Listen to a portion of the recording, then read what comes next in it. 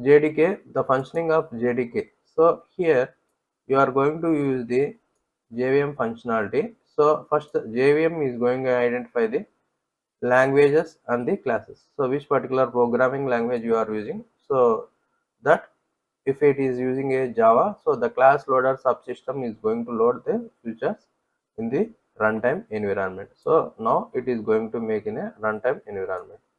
So next inside the JVM memory, so what kind of things it is going to execute.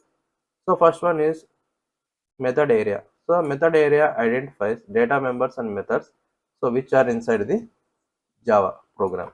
So next the heap, it is going to allocate the memory. So how much memory is needed to allocate for a particular program in Java. So next JVM language tag, it is going to identify the number of classes and methods where to where it has to be loaded. So it communicates with the program counter register, so which the particular next instruction of code to be executed. So next it uses the native stack Java methods. It is going to import the native stack libraries, so which are using the import and also user defined library functions. So here, so whenever it is going to load all these particular features, so it is going to check from the compiler.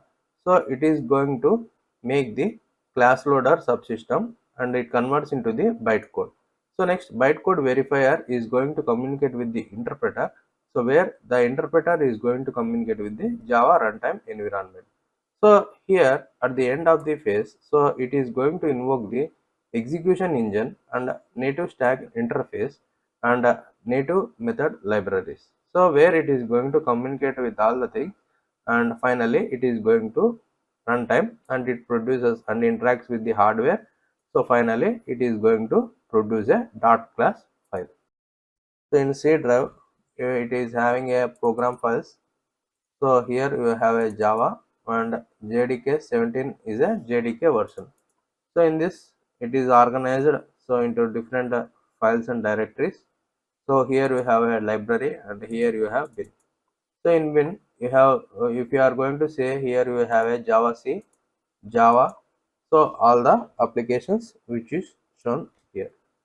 So here in a similar manner, so here you will be having a JRE, so which is going to use the Java runtime library. So here you will be having a server element information. So where here you will be having a different applications which are residing in it. If you like this video, please like, share and subscribe my channel. Thanks for watching.